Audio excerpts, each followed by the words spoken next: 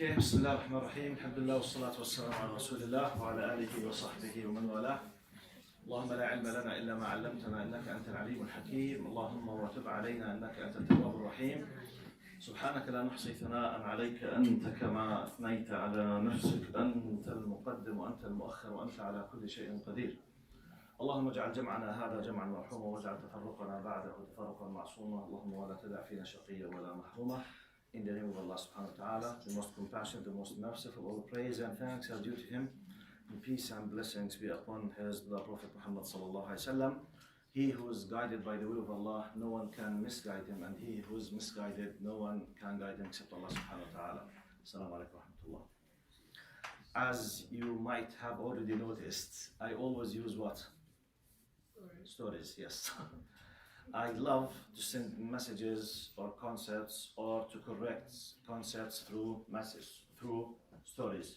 Because when you memorize a story, when you receive a piece of information or a concept or something through a story, most likely, at least to the best of my knowledge, the information will be classified in files and folders on the right shelf. When you need it, you can just take it out of the shelf easily. That's why I'm using, one of the reasons why I'm using stories. So I have a very beautiful concept today. And I will be using a specific story that happened with me personally. And by the end of the story, I will show you some of the pictures from the place where the story happened, okay? So I will finish it, then I will show you the hero of the story and other heroes of the story. As you might already know as well, I told you maybe once that I traveled a lot, alhamdulillah. I visited, by my last visit, I think I finished 280 cities. 280 cities in 26 countries. So one of these visits, it was to Hong Kong. Have you heard of Hong Kong? Hong Kong, basically, you know, I visited Hong Kong 5 times. So every year that happened between 2005 to 2010. So every time I used to visit them as a professor, as a da'iya, as whatever, alhamdulillah, they used, Jazahumullah khair, Islamic Center there, they used to invite me nearly every year when they knew me to give some kind like a, you know, a conference or a series of lectures or whatever. So because every year they used to invite me, they decided, or we decided together to make like an intensive course for a full month, and I decided to do it in a very specific way. Now I wanted to achieve part of my dreams in this thing. Now my dream basically was, or part of my dreams, I have a lot of dreams, that I would love to move, you know, around the world, making da'wah with my family. I have 4 daughters and 1 son. So you will see some of their pictures now. So this 9 years ago. So at that time, alhamdulillah, I was very happy that this opportunity came to me. Full month intensive course, Introduction to Islam, with my family, and all of them, they are helping me in teaching. So we made 3 segments. I was dealing with 2 sessions. Session for the adults, for full month. The other session is for the youth, like your age exactly, Introduction to Islam. And my wife, with my daughters, they were doing like a special course for the kids about, for example, some kind of specific, simple meanings in the Quran with some kind of multimedia, some kind of, you know, nasheed and etc. So the youth session of them for full month, the ages, it was from 13 up to 17. Now, amazingly, when I reached there, they told me that you have a number of youth. Now, try to fix the following in your mind. All of the youth class, they were all born Muslims, except 1 person.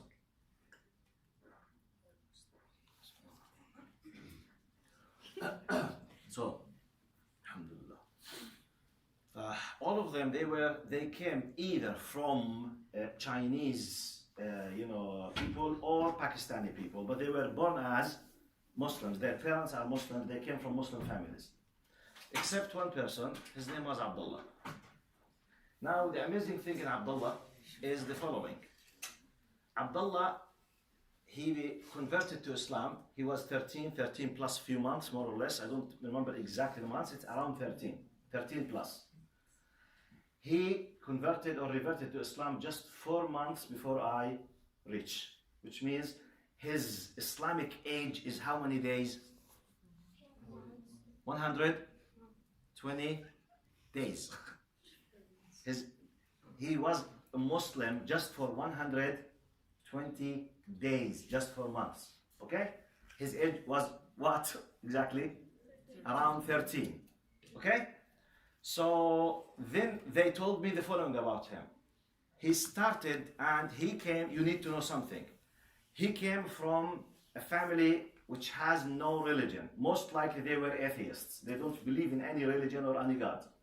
And he was the only member in the family for his parents. He started reading about Islam through the internet around the age of 12 plus minus. He kept reading about Islam for around 1 year. Then he decided to embrace Islam. Look, I'm telling you about someone who was around 12. He read for a few months up to 1 year. He read. Then he took a decision to become a Muslim. He converted to Islam around 13. When I came, he was about 13 plus, 13 and a half. He was just a Muslim since 4 months. This is very important to know it as a basic part of the story. Okay? So I knew this. They told me, you have to take care because this young child is still very new and maybe he knows nothing about Islam. So take care of him. When you teach, bear in your mind that you have someone who's a new Muslim, okay? Okay, I came, all of them, they were Muslims, I'm expecting. So I was dealing with them with some kind of level which suits their ages. Of course, it was in English. All of them, they speak English. Because, you know, Hong Kong, it was part of the British colonialism. It was part of China, historically. They occupied this part, and as if it's part of the UK or Britain. So I was speaking with them in English. Now, the first simple surprise. Now, for full month, during the week, I have many sessions in the morning, each session for 2 hours. I was talking about the definition of Islam, the meaning of the history, what's the meaning, some of the biography of Prophet Muhammad ﷺ, what did Islam come, what happened to the Prophet, how did he receive the wahi, you know, the revelations, simple concepts. Amazingly, in many cases, I used to ask simple questions, such as, who knows the name of the wife of Prophet Muhammad when he was not a prophet yet? You know, simple question. Is it simple? You know the answer, Thomas, huh? Who's she? What's the name? You know the name? Yes. You know? You know the name? You know? What was the name of the wife of Prophet Muhammad? Before? Yes, what's the name? Khadija. Khadija, radiallahu anha, yes. Okay. So, amazingly, okay, I don't blame you. Still, maybe you have some similar conditions. Anyway, I was asking these questions not as part of my teaching. It's like a preparation, which means I want to speak about, let's say, the revelation. Before starting with the revelation, I want to speak about, for example, Mount Hira or Ghar Hira, and when he received the revelation. Just to put them in the context, I used to ask them some simple questions to prepare them for the information. So, okay, who knows what's the mean? What was the age of Prophet Muhammad when, at the time when he received the revelation? 40, for example. Yeah, simple question. Amazingly, well, maybe it's not simple for some of you. Huh? Anyway, I don't blame you, but I assumed they were simple questions. Okay? So I was asking these simple questions to them. Amazingly, most of the cases, the one who was the first in answering this question was Abdullah. He read his tongue. Huh? He read about the religion. But he was not a Muslim. He was not raised a Muslim. He just read. Okay, no problem. I'm just telling you. Are you with me? Yeah. So, you know, when you are born in a culture which you receive information for 17 years of your age, 15 years of your age, logically speaking, if you born as a Muslim and you are 16, let's say, and you are listening every khutbah about a piece of information, your father is telling you something, your mother is telling you something, on daily basis, 365 multiplied by 12, you are talking about thousands and thousands and thousands of a flow of data into your mind, even if you do not read. Plus the fact that you go to Islamic schools, you go to the masjid, you go to the Sunday school or whatever, or Saturday school. Whatever you do, just the fact that you are born in an Islamic environment, you have a lot of information by default. True or false? True.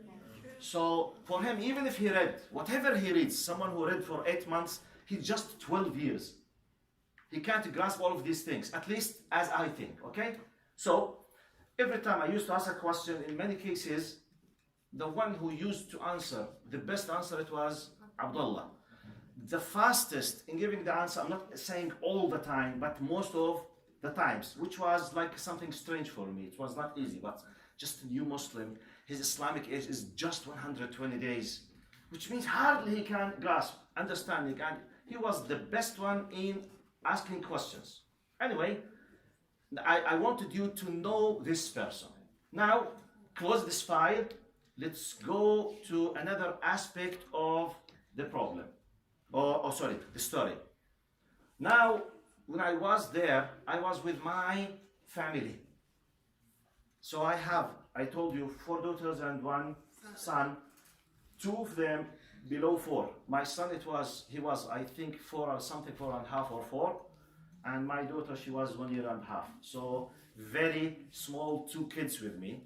So, and we used to move from the place of our accommodation every day into the place of teaching. I used to teach 2 courses, my wife with my daughters, another one. So it was really, the burden was very high.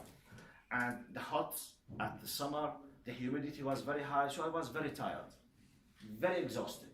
One of the days, here comes the beginning of the story. Because I was so tired, one of the days, in the morning, I missed the Fajr prayer. For me, missing the Fajr prayer was a disaster, and still, inshallah, I will stay like this. I missed the Fajr prayer. The sunrise came the time, and I could not pray the Fajr in its time. Wallahi, as if I committed a crime. It was a disaster for me.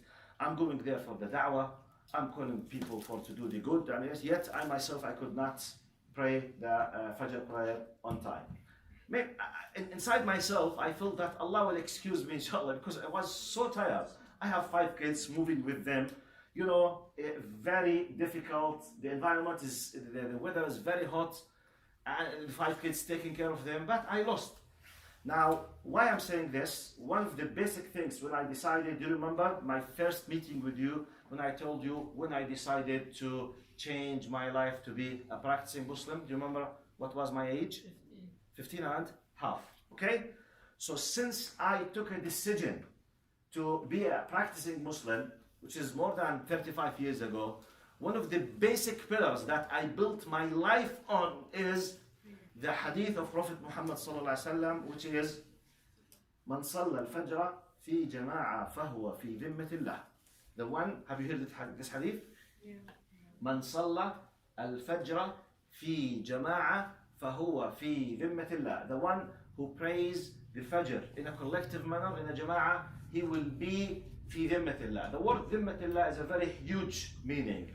It contains fi dhimmatillah. It could mean he is under the protection of Allah. He is under the support of Allah. He is with the full care of Allah subhanahu wa ta'ala. This hadith meant a lot for me. Now, seeking this kind of special status in my relation with Allah, I did my best to establish my life with Allah subhanahu wa ta'ala on the basis of this hadith. I did an amazing effort not to lose. شيخ محمد مو مشكلة ارفع الحيطة حط كتاب نرفعه ما نو بروبلم يعني حتى لو موجود انت عم تحكي على الكهرباء انا بفكر بدك تشيلها. Okay. This hadith was something big for me. So whenever, and I used this hadith as a criteria to examine to what degree I have a good relation or bad relation with Allah, which means have I done something bad? Is Allah punishing me now, or is Allah not satisfied or satisfied with me? I used the concept of this hadith. When I lose the Fajr prayer, I feel that there is something, what? Something wrong. If I'm, alhamdulillah, I prayed the Fajr on time, alhamdulillah, I feel happy that everything is good, okay? At least for me, I used that criteria. So when I lost the Fajr prayer at that time, really it was very bad for me. I had a very difficult time. So I was completely upset, having no power to go to teach, but no one knows that I lost the Fajr prayer except Allah subhanahu wa ta'ala and my wife. That's it. So it was something very special. Okay, I left the house 2 hours later. I went to the class. My first class was the class where this guy, Abdullah, was there. Okay? So let's connect things together now. I finished the class at that day. Still, my heart, it was really, I'm very upset. I don't have this kind of my usual energy that I have, because I feel that I did a big mistake in the right of Allah subhanahu wa ta'ala. But subhanallah, this something was special for me. When I finished the class, all of them, they left, and Abdullah came to me. And please put full focus now. He came to me, I was busy with my papers like that. He said, Doctor, I want to ask you something. I said, Fadl Abdullah, okay, go ahead. He said, today I missed the Fajr prayer. He is telling me that. He missed the Fajr prayer. Inside myself, I said, La hawla wa la quwwata illa billah. What kind of amazing coincidence this. And this is just, he does not know what I did. Just inside my heart. La hawla wa la quwwata illa. This is the most difficult time I'm facing. Now he said, okay, I thought he came to ask me, what shall I do if I miss? Because some people, they don't know the information about. If I miss the Fajr prayer, what shall I do? Shall I wait for next day, for example? Shall I wait after the sunset, pray it with another time? Shall I khalas leave it? Maybe he does not know the fiqhi answer. Okay, what shall he do? How to do it? This is what I thought he's asking me from fiqh point of view. So I said, don't worry, you can pray it at any time. And I was not paying a lot of attention because I was busy doing something. So you know, when you finish your class, putting your papers together or something, and he's asking you, still I'm not aware of how serious he was. Maybe I did not notice his face. Okay, I finished the Fajr, don't worry, okay, you can pray it. Then he said, excuse me, this is not what I'm asking about. I said, Abdullah, don't worry. You can pray it at any time. Don't worry. Still, I was under the impression that he's asking me, can I pray qada? You know qada, like a compensation, even though the time has passed, yet you have to pray it. And we call this qada. But you must do it. This is what, still, I'm under the impression that this is his question. I said, Abdullah, don't worry. You can pray it. Don't worry. Just pray it. And that's it. Okay? Then he said, Doctor, please, this is not what I'm asking you about. I said, what's the thing that you are asking me about? He looked at me and he said, Doctor, I feel shy from Allah. Look, I feel shy from Allah subhanahu wa ta'ala. Wallahi, you can't imagine, brothers and sisters. Maybe some of you will find it something funny. I don't know. It's very strange why to find this thing funny. Now, this person's age in Islam is just 120 days. 120 days. Living in an environment which is full of irreligious people. No support. He decided to become a Muslim just by his own, through just reading on the internet. His age in Islam is just 4 months. No Muslim family, no Islamic environment, nothing at all. Yet, he managed, and this is my point, to reach to a level that he developed a relation with Allah subhanahu wa ta'ala. In 4 months, when he loses a prayer, he feels shy. Got my point? Now, wallahi, I myself felt shy inside myself. I said, Allahu Akbar.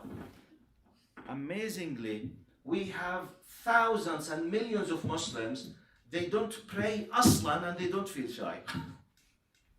They don't care with haram and halal, they don't feel shy. You know what does it mean? I feel shy from Allah. أشعر بالخجل من الله. You know what does it mean? You know, developing this kind of attitude when I tell myself as if I'm addressing myself by saying, shame on you. Shame on you. How come? How come you do this? Shame on you. Sometimes when you do something bad or something wrong or something negative, really this kind of bad feeling.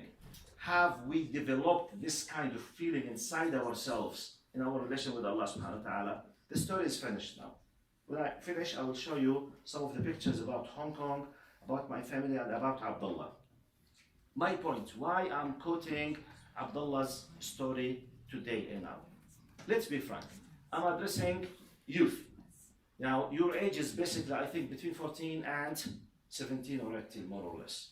So most of you are around his age. And many of you might be facing the following problem, which is, you know, wallahi, for example, many of us in your age, we know that this is wrong or this is bad. We know that this is haram and this is halal. We know that this is acceptable and this is not acceptable. Yet many of us, we can't restrict ourselves to these things under many circumstances or many excuses. On top of them, في على فكرة في كراسي في البداية شباب بالخط الأول في كراسي. You can come here. You can come to the front.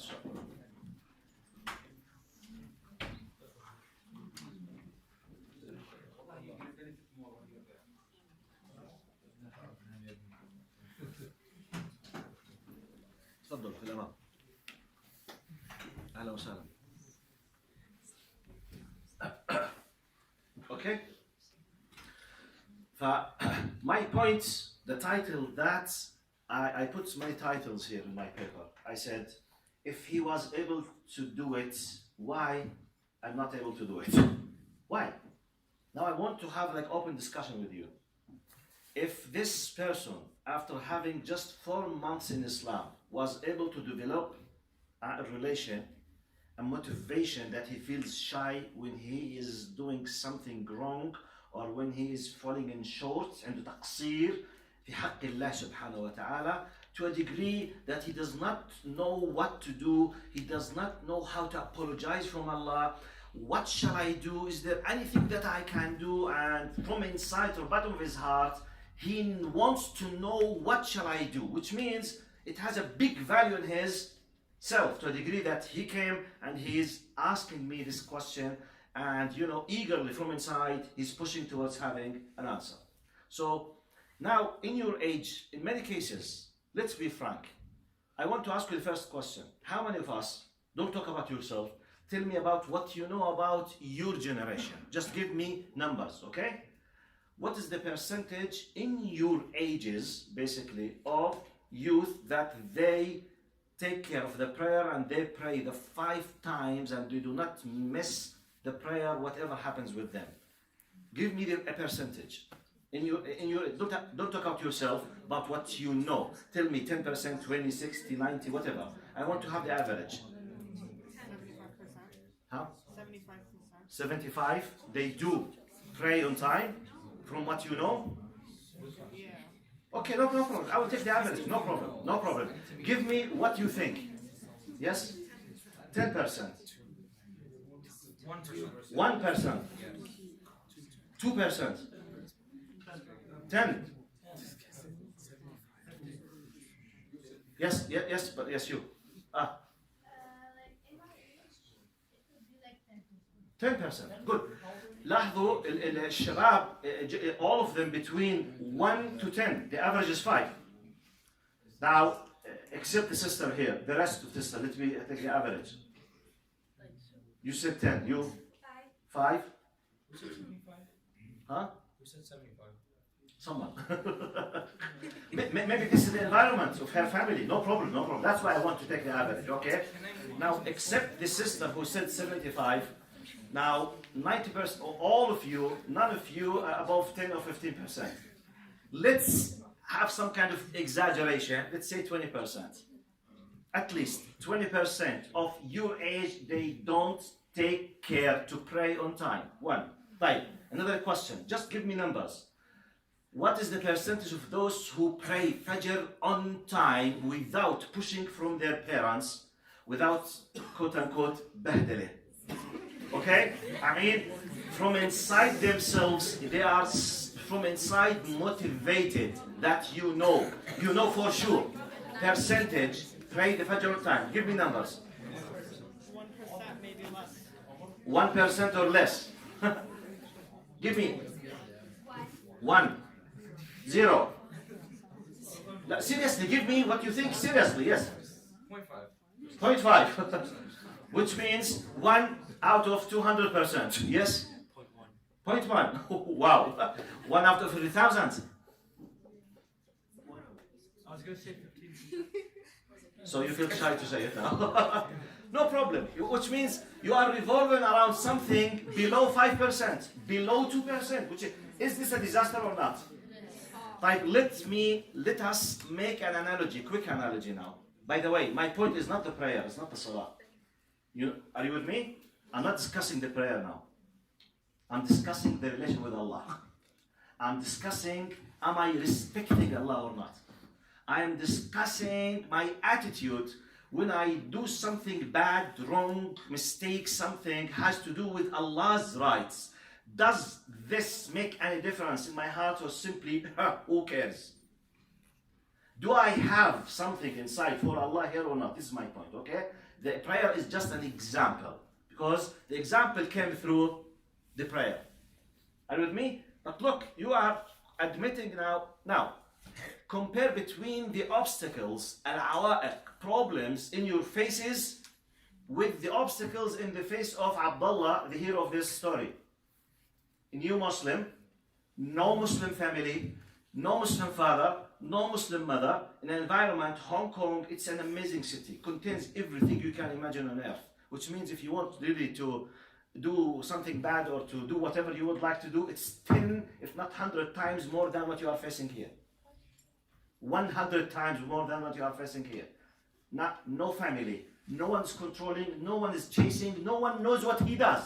If he would like to do whatever he would like to do. Now, what kind of motivation he is having, how did he manage to have it? He managed to do it. Why I'm not able to do it? Because this is my first question now, regarding this story with the time that we have. Yes, brother, you raised up your hand. You think, based on this story, what's the problem? I think like the reason he did it was because I think it was just like a question that was wandering through his head, like creation. But then like when you're born with it, you're just like, okay, yeah, I'm Muslim, but this kid is like, I'm Muslim and I want to commit to it.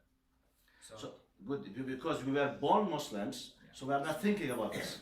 Yeah, we don't care as much because it's like when like somebody doesn't go to school, they care more when they finally get the chance to go to school if they didn't have the right to go. But for us, we don't care because we go to school every day and we have the privilege. Excellent analysis. This is a description for the status. Are you with me? Description, which means, okay, why this happens. This is called analysis. We are تحليل للواقع. Okay? Good. طيب, it is the why now. I will just give me the You can repeat what he said because others didn't hear at the back. He said, sorry, I'll repeat.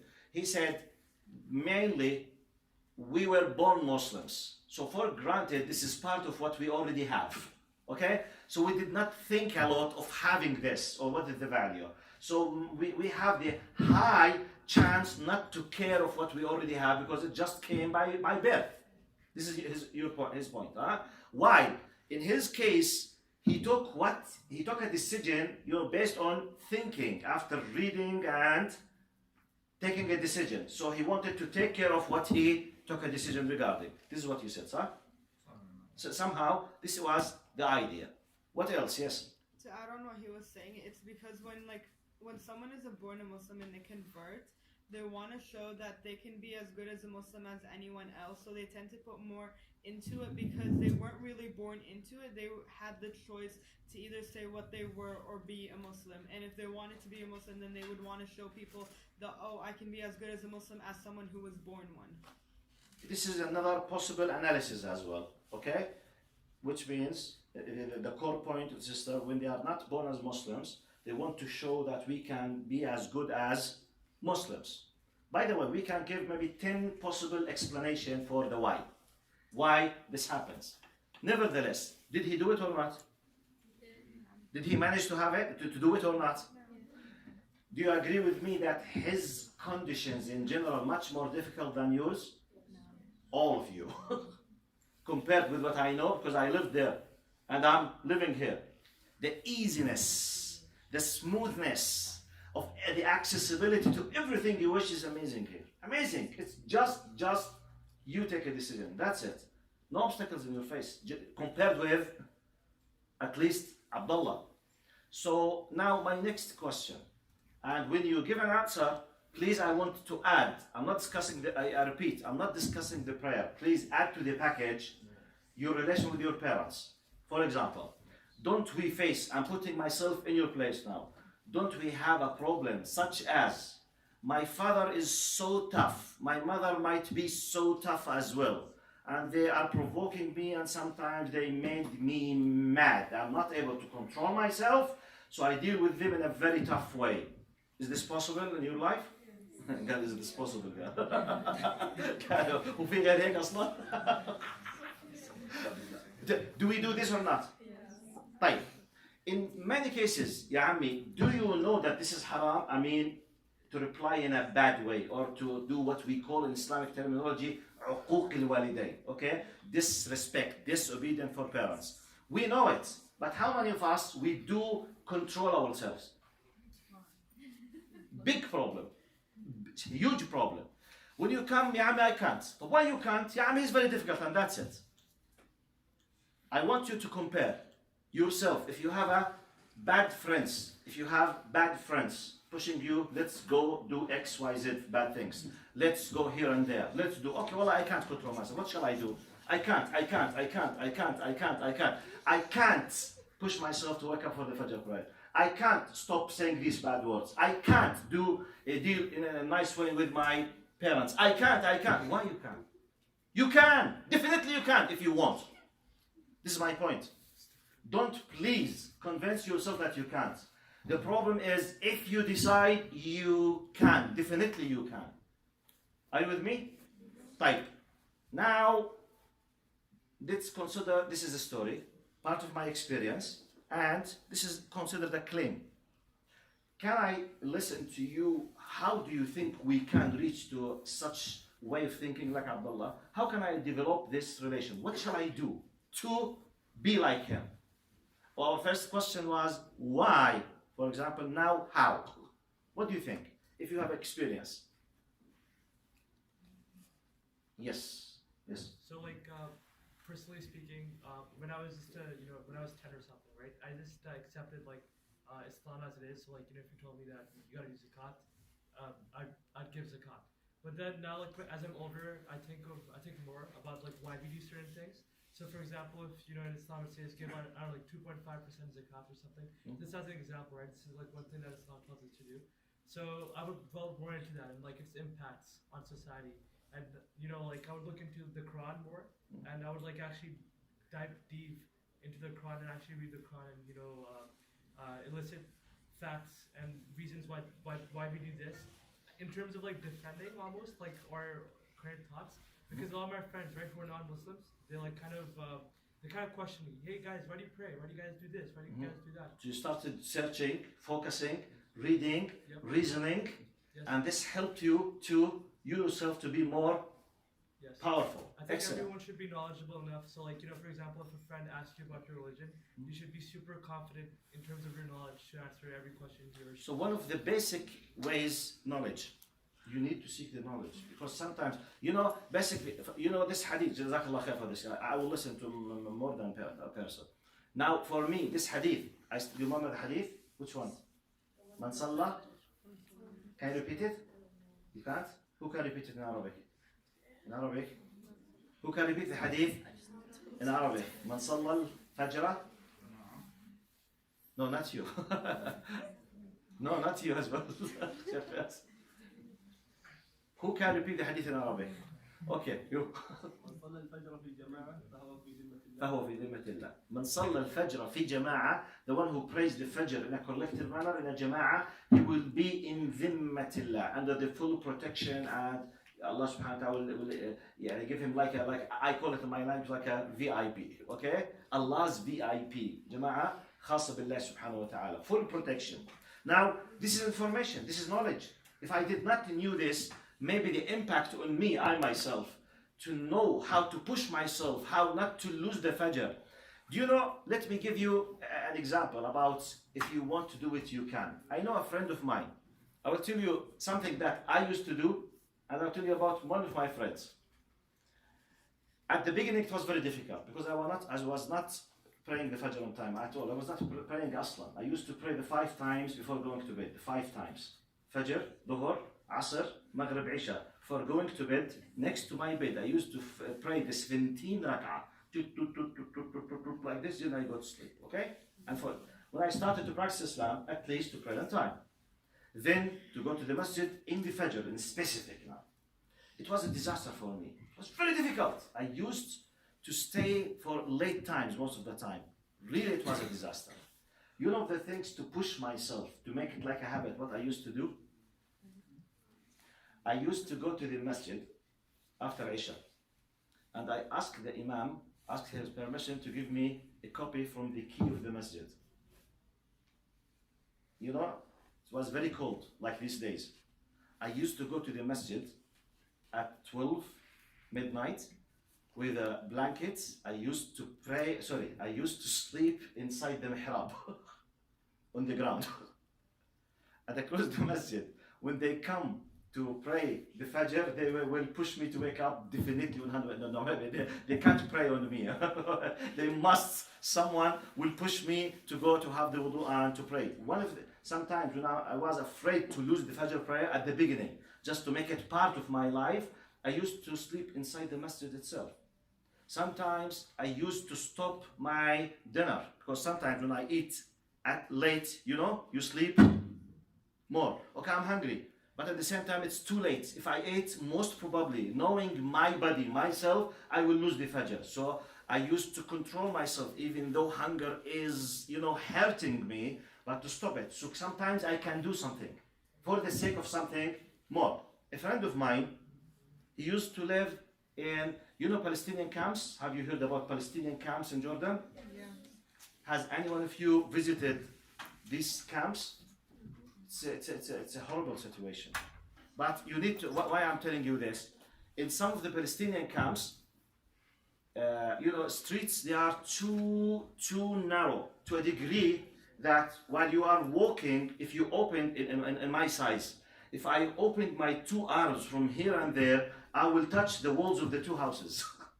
This is how wide the street is in some places of the camp. Okay, so the windows of many houses, it was exactly next to where you are walking, which means if you just open the window, if it is to be opened, immediately you will see everyone inside. So a friend of mine who became later a professor in Sharia, he told me about himself when he became a practicing Muslim with a number of his friends, so as not to lose the Fajr prayer. Do you know what did they do? They used to tie it like a خيط. شو معناته بالإنجليزي خيط؟ string. They used to tie this kind of string out and to throw it outside the window to the street. And they took like a decision. There were, I think, 7 friends. The possibility mathematically one of them to wake up is high. Anyone who was awake before anyone else, he will come to the houses from outside the street. He will pull, the finger of everyone, and he will know out of, and he will. It's like the electrical alarm. This happened more than 35 years. So no mobiles, no alarms, no electricity, nothing at all. My point is, if I want to do something, I will find a way. Can you imagine? tying, your finger with something and you throw it outside so that your friend will come to wake you to the Fajr like this to let you awake. Maybe it might be funny, but it shows you how serious the person can be. Finding solutions. No, at that time, no. Can I do? Yes. But why? Why they do it? Because they took a decision. I want to respect Allah's decision. Plus my benefit. Plus I want to prepare myself to meet Allah subhanahu wa ta'ala. Now I will continue in the, how many minutes do we have, Isha? We have 4 more minutes. 4 more minutes. Right. Actually 3 because we want to do adhan. Oh. Yeah. The iqama is 8:45. طيب طبعا I will finish خلاص بعد العشاء. There is no completion. I wanted to show you. طيب let me, what shall I do? Let me show you the photos as I promised you and I will finish inshallah. Okay?